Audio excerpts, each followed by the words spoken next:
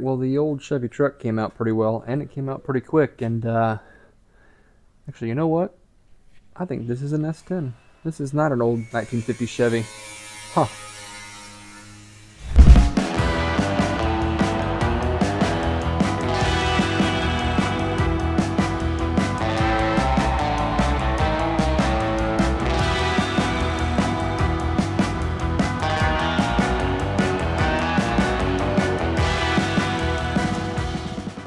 Alright, so this is another customer car that's in the shop, and it is weirdly similar as far as a gray metal flake paint and a Chevy, and you know, a nice build, but we'll get to that in another video.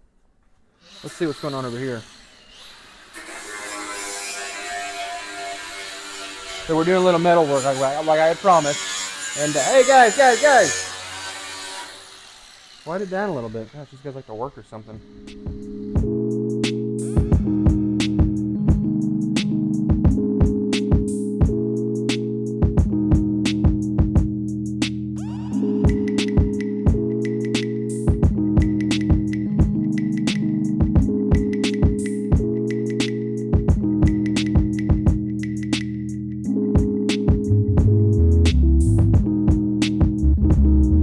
Alright, Tyler, what we got going on down there?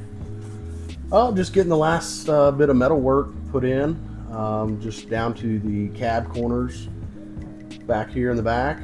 We've got mainly everything else squared away. We've got all new floor pans, new inner kick panels, a few custom pieces here and there that we had to work in, such as this one here. Yeah, so, you know, we got all those big panels. They only come in one shape usually. We cut some out to kind of use for where we needed, because, you know, if you've got a small hole somewhere, you don't need to use a panel that's this big. You know, you can kind of fix just that area. And like we had talked about, especially where these fenders came in right here, the fenders attached right here, had rusted out because, you know, you got a fender and you got the side of the cab.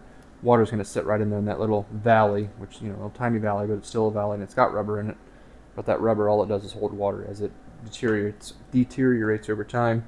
But we got the new pieces put in there, and of course these new pieces right here, that inner fender, I mean, that is solid as a rock right now, and that's what was on day one when I went and looked at this car at the customer's house. He's like, oh, we got rust down here. I was like, yep, that's obviously the number one spot, inner fender. Way up in there. And when we had taken all that out, I think I had mentioned in a previous video, it was full of, I mean, like 2 to 3 inches of just dirt, which was probably stuff that came out of a mouse as well, because there was a mouse nest in there. And yeah, it was bad. But now, you know, we've got all new metal, and it's the cab's looking pretty nice. Those cab corners aren't even that bad either for how old this truck is, right? No, they're really not. For a 1950, they're in pretty good shape. And, I mean, I've seen worse cab corners on, you know, 72 I built back in high school. Like, it was bad. But yeah, I mean, this, you know, just different cars, different stories of, you know, their life and what they went through. But this one actually pretty solid, and, you know, thicker metal back then too. So oh yeah.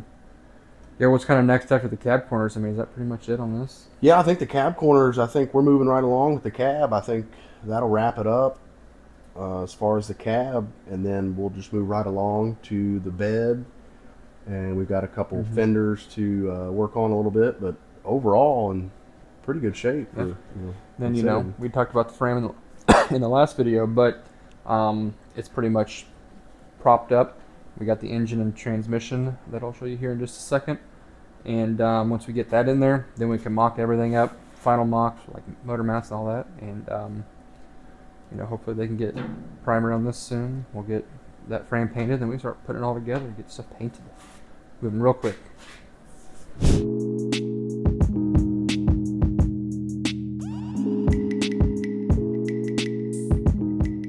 So what we got here is an LS mockup block. They're really great because they weigh like 40 pounds rather than a bare LS block that's like 280 if it's iron.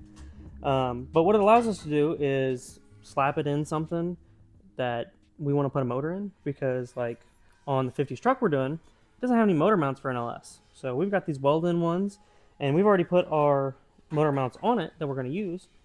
So we can slap those in there And then we can put this exactly where we want it, forward, backward, side to side, weld it in, and be done. It's got holes for bell housing for the transmission, motor mount, exhaust, valve covers, water pump, everything you need to just set it in there, figure out what you need, be done.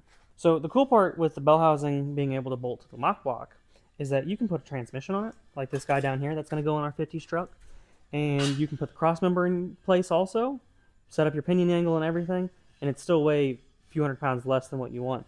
And it's no different than having a motor in there.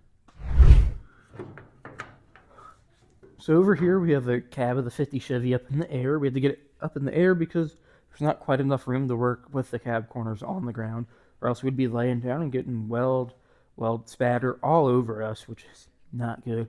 And I'm not usually a big fan of working over my head, but it's super advantageous with how we have it done here.